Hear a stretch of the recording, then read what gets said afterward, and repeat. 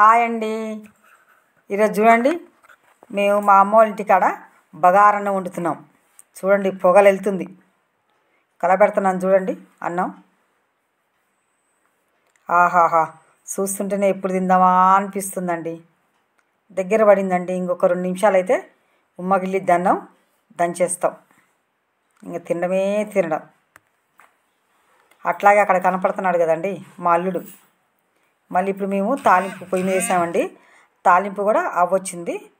దాంతోపాటు మేము చికెన్ చూపిస్తున్నాను చూడండి. నాటు చికెన్ చూస్తేనే నాకు ఎప్పుడు ఉడికిద్దా, ఎప్పుడు తినాలా అనిపిస్తుందండి. ఎందుకంటే మేము అన్ని చోట్ల మనకి నాటుకోడి కూర దొరకదు కదా. అమ్మ వాళ్ళ ఇంటికి వచ్చాము, అమ్మ వాళ్ళు వండుతున్నారు.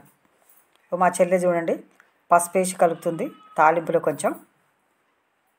ఇంకా కొంచెం అక్క అని అడుగుతుంది.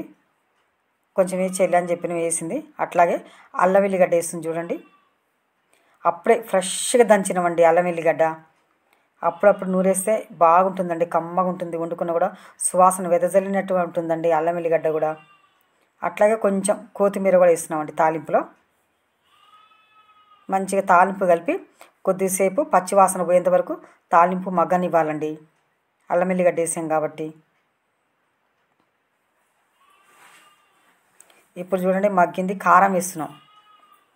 తగినంత కారం వేసుకోవాలి. మంచిగా కలుపుకోవాలండి కూరని. ముక్కలకంతా కూడా కారం పట్టేటట్టుగా అప్పుడు మనం పొయ్యి కింద కొంచెం మంట మంచిగా పెట్టుకోవాలి. శుభ్రంగా చూడండి ఎంత చక్కగా కలుపుతుందో మా చెల్లెలు. అన్ని ముక్కలకు పట్టేటట్టుగా కలిపిన తర్వాత మళ్ళీ మనం మూత పెట్టుకోవాలండి. కొంచెం మగ్గడానికి ఉండాలి. ఆ తర్వాత చూడండి మా ఫ్యామిలీ అంతా కూడా కూర్చొని తినడానికి రెడీ అయ్యాము. చూడండి, వడ్డించేటట్టుంటుంది మా చెల్లెలు. అందరికి వడ్డిస్తుంది. ఈరోజు పూరీలు, బగారన్నం, నాటుకోడి కూర. చూడండి, పులుసు జ్యూసీగా ఎలా చేసుకున్నాం. ఎందుకంటే పూరీలు తినాలంటే పులుసు ఉండాలి కదండి. తను మా అమ్మ.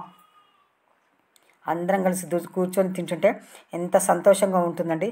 2-3 నెలలకు ఒకసారి మేము అందరం కూడా కలిసి కూర్చొని ఇలాగే ఉంటామండి, తింటూ ఉంటాం.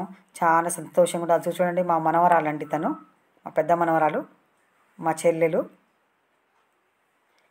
చూడండి కోడికాలు చూపిస్తుందండి. ఎంత సంతోషంగా ఉందో మా ఫ్యామిలీ ఈరోజు చెప్పాలంటే. ఇటువంటి సంతోషాలు ఎక్కడ దొరుకుతాయండి? బంధాలు అనుబంధాలు నిలబడాలంటే అప్పుడప్పుడు ఇలా మనం కలిసి ఉండాలి.